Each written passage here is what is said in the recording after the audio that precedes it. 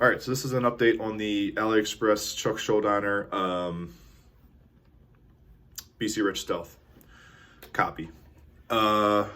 So, as many of you that have seen the video previously on when I first got this guitar, it was unplayable. There was very little redeeming qualities about it, and I was skeptical on if I was going to be able to get this thing into playing order due to a few issues that I've had. So immediately after, I went ahead and I ordered some tuners, and I dropped the guitar off at the Luthier after I installed the tuners myself. I had him craft me a black tusk nut. Only issue was that it was not big enough to cover the full nut cutout where the previous nut was, but that's minor. It's black anyway, so you're not really going to see it. So he did that. He also leveled and crowned all the frets. And he also glued the posts into the body so the bridge wouldn't rip out of the, come out of the body due to it being an extreme neck angle. Now, let me address some of the comments on my previous video. I'm aware that a neck on a guitar is supposed to have some sort of angle, like a degree, like a slight angle, okay? However, this is an extreme angle, and I have seen guitars with that. I have, in pictures, I've seen Gibsons like that, and I'm not saying they don't exist. I'm not saying that it's, you know, uncommon or unheard of. I'm simply saying that any guitar that I've ever had has not had this much of an angle. And I believe that my concerns were validated because my experience has been, you know, you can't really see the neck angle too much on a guitar. You can kind of see where it's slightly, you know, situated to a degree, but you can't, like, this is a lot. This is a lot. So I believe it was validated. Not saying that I didn't overreact. I am just simply saying that it was concerning to me because I had none of my guitars that I have an Epiphone Ghost Horse, I have a Dymo Flame, and I have a Dean Far Beyond Driven. None of those have this extreme neck angle, and they play great. So I'm just saying that if you can believe what you want to believe, but that's literally my experience. So with that out of the way, let's go ahead and finish. Bridge pickup, only pickup on the guitar, is still the same. The bridge is still the same too. I do plan on switching this out for an X2N. This, I'm not entirely sure if I'm going to replace or not. I may not. It all depends. But as of right now, I'm in no rush to spend any more money on this guitar. It plays really good now. Plays really good. Stays in tune great. The pickup doesn't sound half bad. It's passable for right now, but I am going to switch it out, like I said, for an X2N. So, while it's not going to be my go-to guitar, it's definitely a massive improvement over when I first got it. And it's, you know, plays good. So the only other thing that I might do aesthetically is there is an NJ series on that. And for those of you that are familiar with this guitar, it's not an NJ series guitar. So I may find a way to remove that or fill it in or whatever, because it just looks goofy. Other than that, the guitar looks the part. It looks great. Reverse headstock, BC Rich. So yeah, All in all, I got a partial refund from the seller. I had some issues with him, so I had to, I got a partial refund. So I got 80 back out of 354. So I spent 274 on the guitar. So 274. Combine that with the cost of the tuners, we'll say $100 for the tuners, 374. And then to set it up, level and crown all the frets, get a new nut, glue the posts into the body. That was all like 260. So we're looking at over $600 for the guitar. My math's wrong. It's wrong. I just know how much I spent on it, and it was over $600. Now, cheaper than the real thing for sure, because the Korean models go from anywhere from $1,200 to $18 or $2,000 or whatever, depending on the condition. I used to have the Korean model, and I paid $700 for it years ago. And now, obviously, with inflation and everything like that, with them being rare,